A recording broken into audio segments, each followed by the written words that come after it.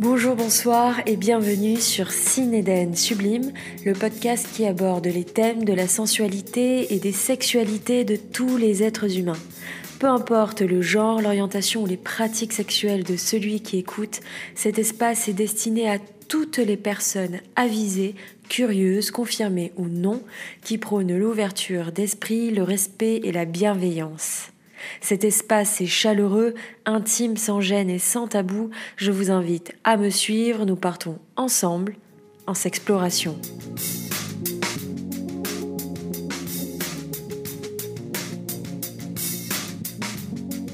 Si vous entendez les cigales chanter en fond, c'est normal. Cet enregistrement a été réalisé cet été, en pleine nature, au calme d'une belle forêt. Je suis avec un couple d'amis, couple qui a accepté de se dévoiler et partager leur quotidien intime, leur histoire, leur sexualité et leurs mots, surtout leur amour. Ce couple, comme tant d'autres d'ailleurs, partage un quotidien commun, mais aussi des besoins sexuels souvent très opposés. La fluidité de cette intimité, la libido et les comportements qui en découlent questionnent mais ne les arrêtent jamais dans leur vie qu'ils ont décidé de mener, c'est-à-dire un amour inconditionnel entre deux partenaires de vie. Vous êtes fiancés ? Oui. Depuis combien de temps ? 1er octobre. 1er octobre. 1er octobre. Donc ça va faire une dizaine de mois. Ouais. Avec tout cet amour, toute cette bienveillance qu'il y a et tout le cadre que vous avez construit pour pouvoir vivre heureux, comment définiriez-vous votre sexualité ? Un peu à l'image de nos personnalités complexes. On est deux personnes avec des besoins clairement différents, des réactions physiques et physiologiques complètement différentes, et psychologiques également. On aborde la sexualité de deux manières différentes. On l'a abordé dans le passé de manière différente, avec des expériences plus ou moins agréables ou plus ou moins désagréables, voire dévastatrices, et à des niveaux différents. Toujours à des niveaux différents, c'est pour ça qu'on arrive bien à se compléter, parce qu'on se comprend sur la blessure, on se comprend sur le besoin d'avancer, mais comme les blessures ne sont pas au même endroit, l'un soigne les plaies de l'autre à des endroits différents. Ok. Est-ce que tu peux me parler de toi et de ton intimité ?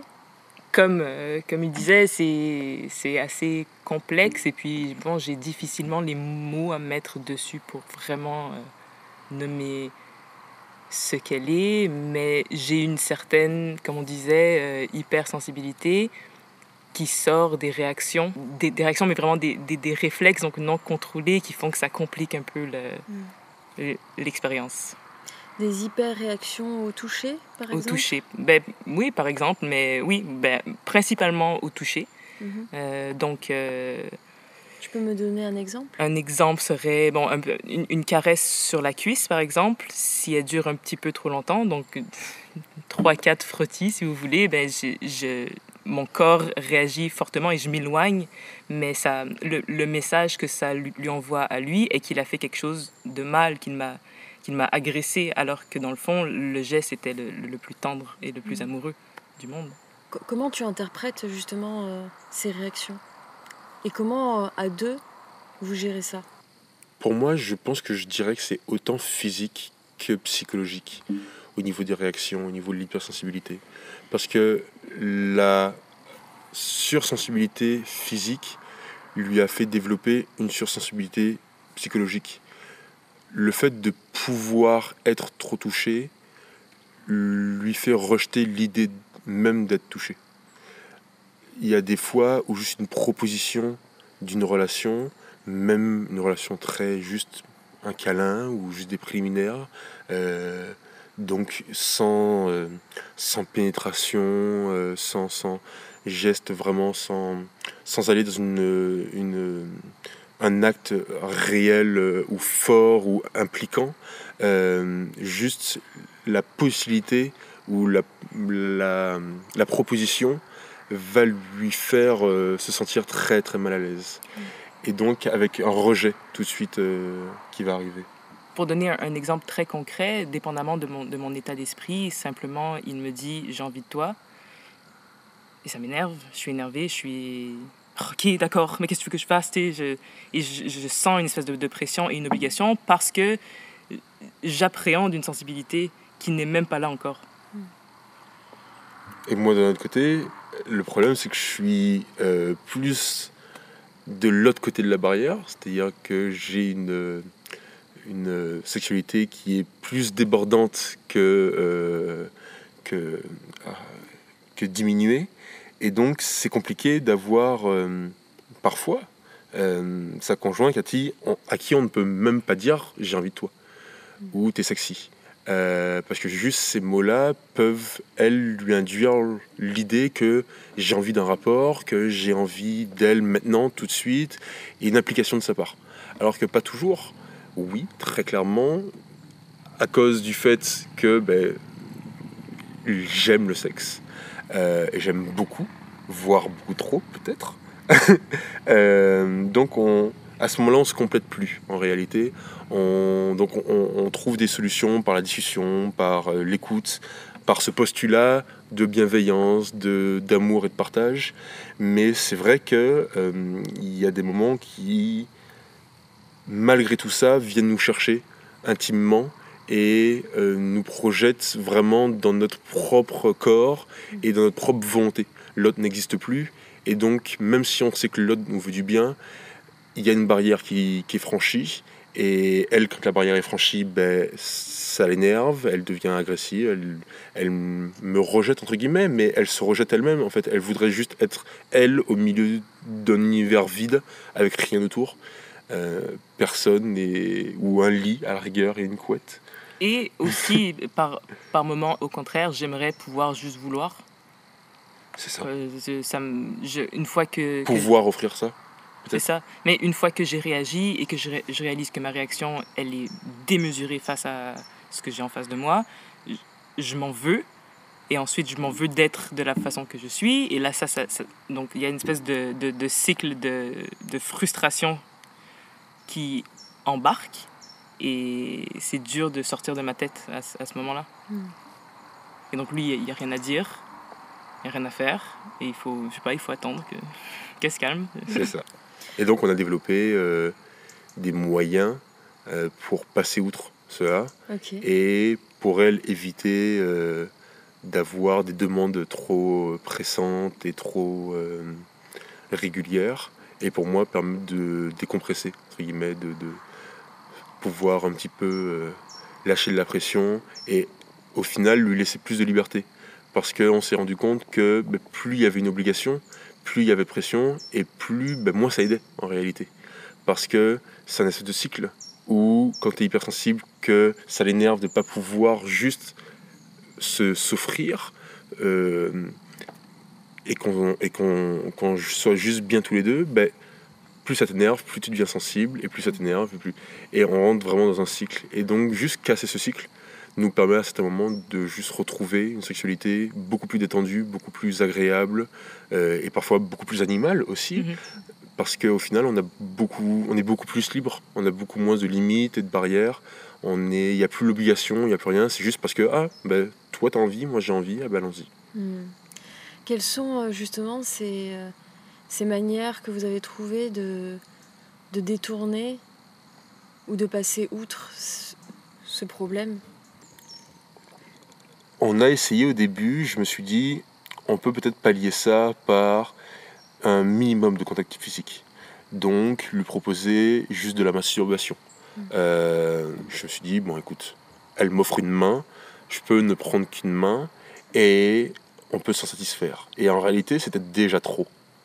Et juste le fait d'être présent pendant un acte sexuel, entre guillemets, même s'il ne concerne que moi, est déjà trop. Donc il a fallu trouver une solution où je me satisfais tout seul. Alors l'avantage c'est que moi la sexualité personnelle et solitaire me va très bien, donc on s'entend très bien là-dessus. Et mon fétichisme dont on a déjà abordé sur un des anciens podcasts, oui, des culottes, nous permet aujourd'hui d'avoir vraiment cette décompression-là qui vient, où elle m'offre une petite partie d'elle-même sans avoir besoin d'être là.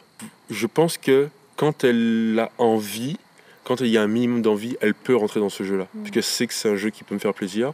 Et si elle n'a pas envie d'y mettre beaucoup d'énergie, ou qu'elle n'a pas la possibilité d'y mettre beaucoup d'énergie, c'est une manière de me faire plaisir et d'avoir la paix pour très longtemps. Ok. Si elle rentre dans ce jeu-là, et dans ces cas-là, c'est pour moi le petit bonus, la version upgradée de juste avoir une culotte. Dans ce cas-là, elle peut par exemple s'asseoir sur mon visage, comme ça. Et donc dans ce cas-là, j'ai une autre expérience, une expérience avec quelqu'un. Donc il y a toujours ce support de culotte, mais il y a la personne qui vient avec. Et la personne, c'est celle que j'aime, alors ça vaut un acte sexuel. En réalité, c'est un acte sexuel sans pénétration, mais on y est. Elle n'en ressent pas le besoin à ce moment-là. Des fois, elle est sur son cell, sur son cellulaire, sur son portable. Elle fait complètement autre chose. On regarde une série. Et moi, je m'en fous parce que j'ai envie d'être dans mon monde. Mais je suis avec elle. À ce moment-là.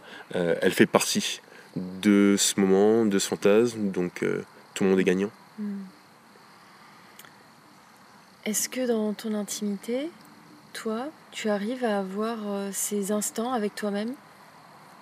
Très, très, très, très rarement. D'accord. L'envie est très rare. Ok. Elle arrive, mais c'est très rare. Et le fait que ton partenaire, lui, s'octroie ces moments, est-ce que tu es ok avec ça? Est-ce que c'est problématique? Est-ce que ça Non. t'angoisse? Tu en es jalouse? Non, pas du tout, pas du tout. Parce que vraiment, je voudrais pouvoir lui offrir plus que je lui offre. Je me vois très très mal l'empêcher de trouver des alternatives. Ça serait un petit peu sadique de ma part, je crois. Si lui n'a pas ce qu'il a besoin, si lui il est frustré, moi non plus, je passe pas un bon moment. Donc, des fois, c'est un peu bizarre à dire, mais des fois, comment dire, j'ai moins envie de passer un mauvais moment que non envie d'avoir des relations. Donc, ça rentre un peu dans une dynamique un peu compliquée. Donc, c'est beaucoup de communication, puis d'essayer de comprendre, et puis de s'expliquer, et puis à quel point est-ce que je donne pour lui ou que je donne pour moi. Est-ce que cette situation a un impact négatif dans votre relation? Est-ce qu'elle impacte vos sentiments et tout ce que vous avez construit au fil du temps? Pour ma part, non, parce qu'on vit une aventure particulière où, sans rentrer dans le cliché de c'est la femme de ma vie, c'est la femme de ma vie. Donc la question de est-ce que c'est elle ou pas, est-ce que je serai heureux ou pas, est-ce que n'est jamais réellement venue. Moi personnellement, parce qu'en réalité ça pourrait plus être moi qui pourrait être vraiment déboussolé de cette situation, parce que c'est moi qui suis en manque. Elle, de son côté, le problème c'est que il y a quelqu'un qui vit avec elle et qui est presque constamment insatisfait. Donc c'est compliqué à gérer. Mais moi je me trompe. Non, exactement. Mais c'est pas une frustration. Alors que de mon côté, ça pourrait devenir très facilement une frustration. Or, les années précédentes et les déserts sexuels traversés pendant de nombreuses années m'ont appris que, en réalité, à l'heure actuelle, quand je veux un câlin, je l'obtiens à chaque fois. Un acte sexuel, c'est différent. Mais la tendresse, je l'ai quand j'en ai besoin. Et dès que j'en ai besoin. Au milieu de la nuit, je pourrais me réveiller, avoir envie d'un câlin, je pourrais avoir un câlin. Donc, on a deux niveaux de besoins d'un point de vue de l'autre, enfin je crois, d'un point de vue corporel. C'est vraiment le côté sexuel et le côté juste de la douceur et de l'affection. Et ça, j'en ai en quantité industrielle. Donc, ça va. C'est quoi la sexualité pour toi, pour vous? Bizarrement, je mettrais tout ce qui est du point de vue du plaisir sexuel, d'un plaisir corporel à travers soi-même, ses propres touchés, son propre toucher, ou à travers une autre personne. J'en enlèverais presque la procréation, entre guillemets, qu'aujourd'hui je supprimerais, enfin que je mettrais à part de la sexualité. Parce que là, on parle d'une sexualité de plaisir, une sexualité quotidienne et de tous les jours. Donc on est plus sur quelque chose d'un plaisir immédiat, entre guillemets, entre deux personnes ou avec juste soi-même, ou autant de personnes que l'on souhaite. Mais je pense que oui, c'est ça, et c'est vraiment au niveau du toucher de toutes les zones érogènes. Ce qui est excitation, quoi. C'est ça, tout ce qui est excitation et tout ce qui nous procure du plaisir sexuel, du plaisir corporel. Est-ce que la sexualité est nécessaire à l'équilibre de votre couple ? Une certaine sexualité, oui. Oui, je pense que elle serait complètement asexuelle, ça serait beaucoup plus compliqué, je pense, parce qu'on serait vraiment dans une extrême, vraiment extrême, avec l'un qui est hyper sexualisé et l'autre qui ne l'est pas du tout. Là, c'est juste qu'on ne trouve pas toujours le bon équilibre, la bonne ligne où les deux sont complètement ravis. Mais cette ligne bouge et elle bouge réellement. Il y a par rapport au moi, par rapport à comment on se sent, par rapport à notre travail, par rapport à l'ambiance générale, cette ligne va changer. Donc il y a toujours de l'espoir, entre guillemets. L'espoir, et puis l'espoir du changement, l'espoir que moi je me calme, entre guillemets, que la vie me fasse en sorte que je n'ai plus forcément, par exemple, le temps d'y penser, comme la plupart des gens, comme je l'ai déjà été, dans une relation où au final, c'est plus quelque chose qui nous préoccupe de tous les jours. Mais c'est vrai qu'on vit dans ce cadre que tu découvres un petit peu en ce moment, où on a vraiment la liberté de se poser ces questions-là, de se poser les questions de qui on est, qu'est-ce qu'on veut, comment on le veut, et pourquoi, et tout ça.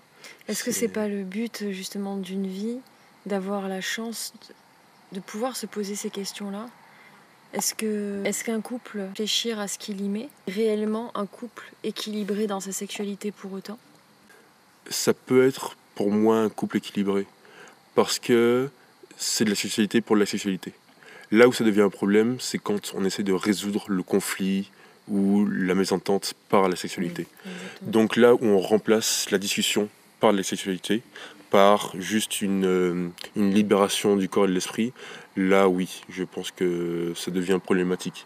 Mais si on y met juste de l'envie sexuelle, pourquoi pas ? Si c'est juste l'envie de se faire plaisir, et puis ça vient tous les jours, pourquoi pas ? Il y a des gens qui regardent la même émission pendant 40 ans sans jamais s'en lasser. Je pense que c'est un peu la même idée. Si par contre on la regarde en voulant être acteur ou en voulant un jour avoir la même vie qu'un des personnages de la série, je pense que oui, il y a un moment donné, on peut peut-être presque péter un plomb. Tu es sur ça ? Oui. En même temps, il y a des réponses, c'est ça, je trouve des réponses voyons, en creusant, on comprend des choses qu'on n'avait pas compris dans le passé. Donc, mais par exemple, je fais de l'eczéma depuis que je suis bébé. Ça pourrait avoir une incidence sur le ressenti que j'ai contre ma peau, parce que j'ai toujours eu des problèmes avec les savons, j'ai toujours eu à faire attention à ce que je mets contre ma peau, donc ça crée, je crois, ça pourrait créer une certaine sensibilité qui persiste même après l'eczéma lui-même. Si je peux me permettre, je pense que les questions sont arrivées il n'y a pas longtemps. Donc les réponses arrivent, mais elles prennent du temps. Parce qu'en réalité, pendant très longtemps, et pour moi aussi, quand dans ta vie tu vas pas forcément bien, quand dans ton couple tu ne vas pas forcément bien, on était tous les deux en dépression, on avait quand même un gros bagage à ce niveau-là, au niveau de notre vie qui nous était assez instable pendant très longtemps, et tous les deux de manière différente. Ça fait qu'au final tu te poses pas réellement les questions parce que les réponses pourraient être tellement vagues. Est-ce que c'est à cause de ma dépression ? Est-ce que c'est parce que je suis fatigué ? Est-ce que c'est parce que je travaille trop ? Est-ce que je ne travaille pas assez ? Est-ce que c'est parce que je ne réussis pas assez, que je suis démotivé ? Il y a tellement de questions que, au final, trouver la bonne est très très compliqué. Une fois qu'on s'est trouvé, une fois qu'on a été dans ce cadre qui est vraiment très paisible et très idyllique, et avec ce couple qui fonctionne bien de base, au final, ça nous permet de trier. Ça nous permet de faire comme, ah ben voilà, la dépression, ça me fait ça, ça me fait ça, ça me fait ça. Ça agit comme ça sur moi et sur ma sexualité. Ben oui, moi, le fait que j'étais seul pendant très longtemps, ben, ça me rend hypersexuel. Mais à quel moment est-ce qu'on devient hypersexuel? À quel moment est-ce que la sexualité prend trop de place dans notre vie? Quand on est tout seul, c'est très compliqué. Quand on est à deux, il y a toujours quelqu'un qui peut nous donner une balance, une limite, juste un indice de à quel niveau on se trouve. Être objectif sur sa propre sexualité, des fois c'est compliqué, surtout quand ça va pas très bien. Et avoir quelqu'un qui peut nous supporter et qui peut avoir un œil extérieur et faire comme, mais t'as pensé à ça? T'as pensé à l'eczéma pour ta sensibilité de peau? C'est des questions qui pourraient être, oui, qui pourraient ne même pas exister. Ça paraît évident.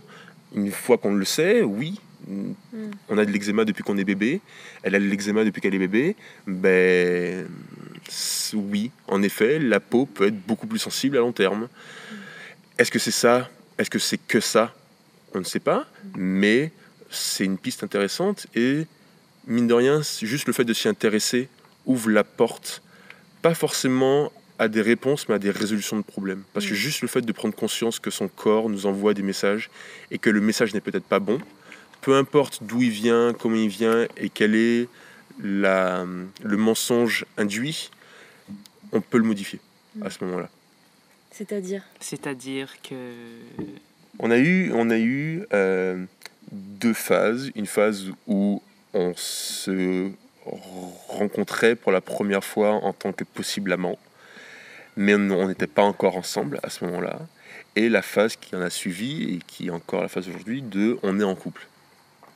Et les choses ont clairement changé à ce moment-là, parce que avec le couple vient l'obligation, vient le devoir, vient toutes ces choses qu'on pense nécessaires, où on nous éduque avec ça, le devoir marital, choses comme ça.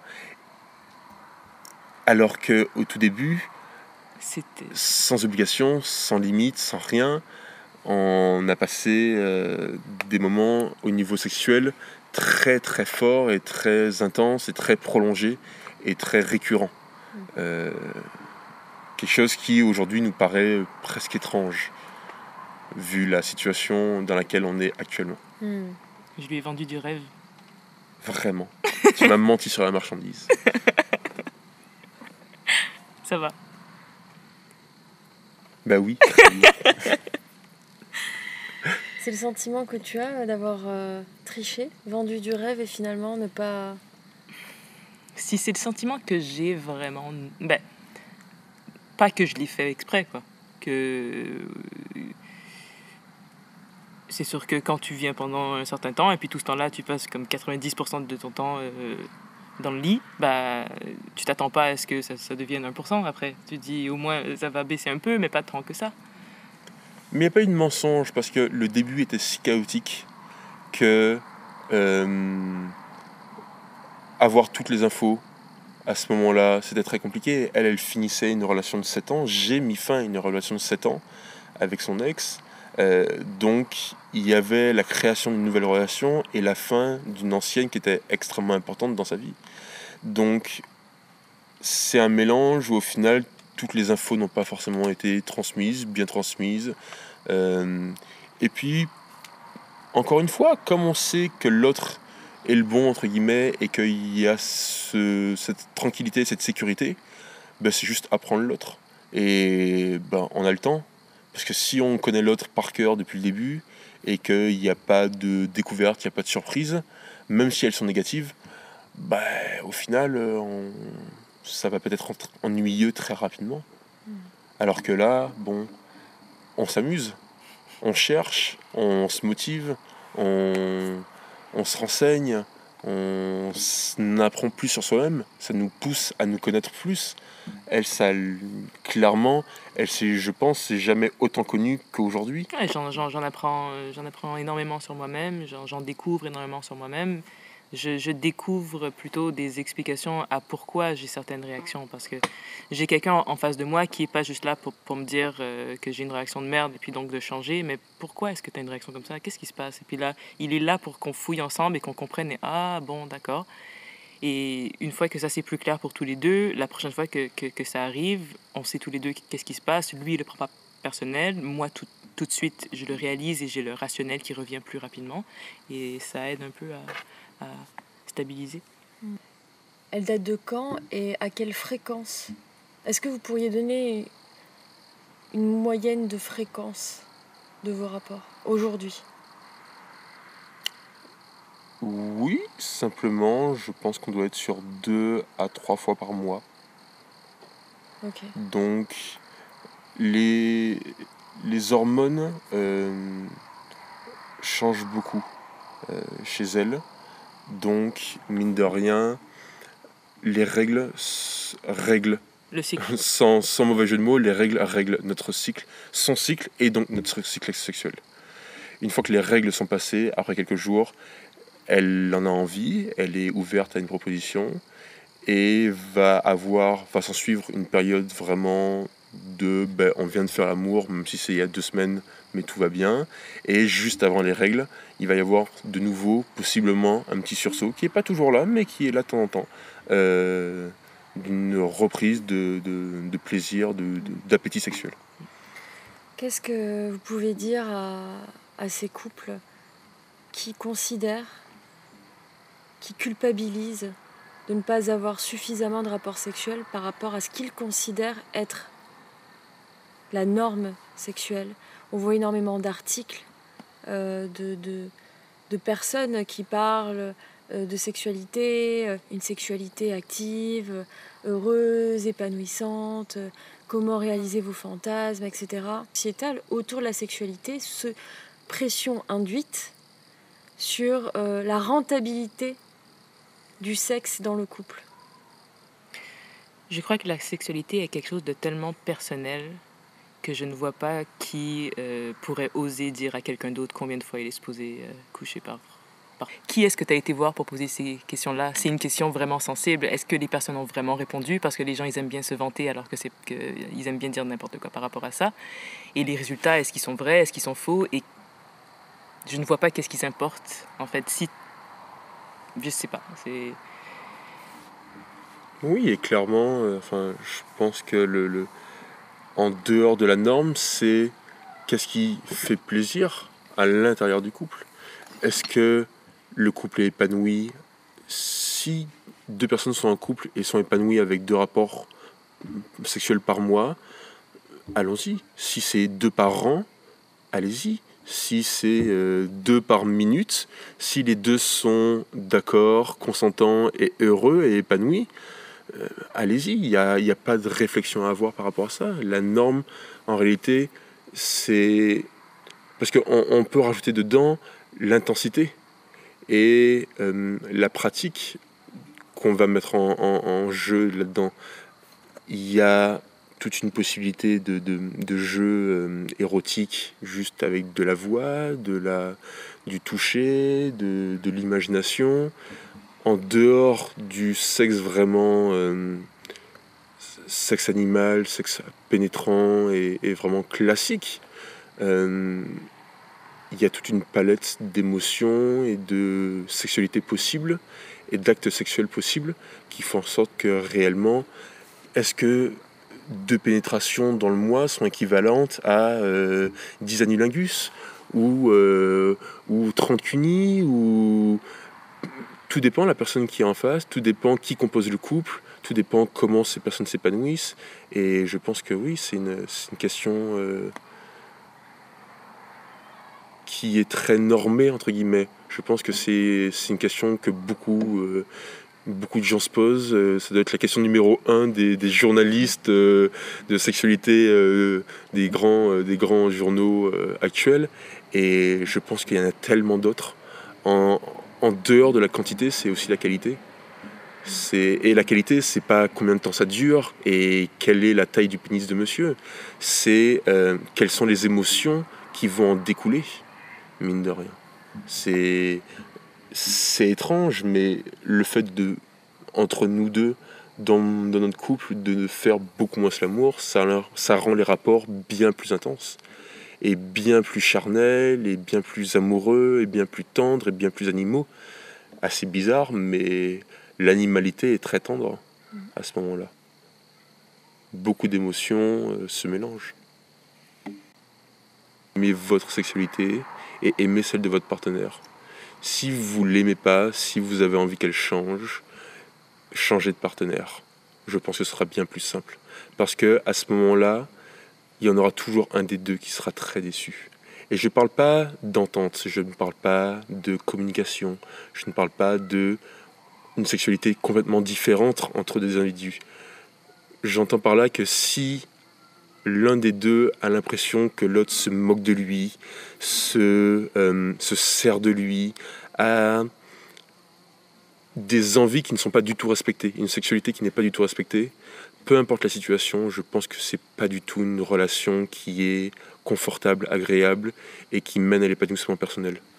Je pense que très clairement, à l'heure actuelle, dans le monde dans lequel on vit, en réalité, on n'a même pas besoin d'être en couple pour être heureux, parce que la sexualité personnelle et la sexualité commerciale, j'ai envie de dire, nous permet actuellement de presque s'en passer, de se passer de quelqu'un qui est à nos côtés d'un point de vue sexuel, mais la tendresse, l'attention, les petites attentions, l'attente, la patience, la compréhension, ça c'est des choses qu'on n'achète pas. Et mine de rien, l'amour avec attention et l'amour sans sont deux choses différentes. Et les autres. Merci beaucoup pour cet instant. Merci de vous être dévoilé de cette manière. Merci à toi. Merci à toi. Merci beaucoup. Si vous souhaitez témoigner sur un sujet autour de la question du genre, des orientations ou pratiques sexuelles, n'hésitez pas à me contacter sur Instagram @Cineden Sublime Podcast.